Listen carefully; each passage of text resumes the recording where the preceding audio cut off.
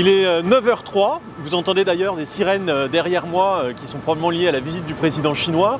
L'opération de RSF vient de se terminer, elle aura été de courte durée puisque on a réussi à monter le camion avec le visage du président Xi et le nom des 119 journalistes qui sont incarcérés en Chine devant la place de l'Étoile. La police est arrivée très vite sur les lieux, elle a intimé au chauffeur d'éteindre son dispositif LED.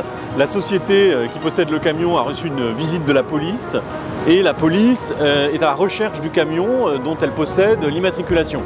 Voilà qui nous permet de faire un petit point de situation sur la liberté de manifester en temps de visite du président chinois à Paris.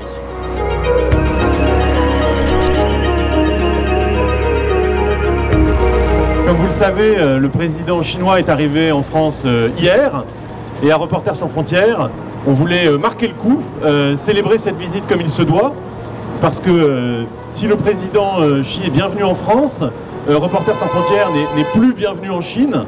Et surtout, 119 journalistes sont actuellement détenus dans les prisons chinoises. Le président Xi n'est pas un dirigeant comme les autres, c'est un prédateur de la liberté de la presse.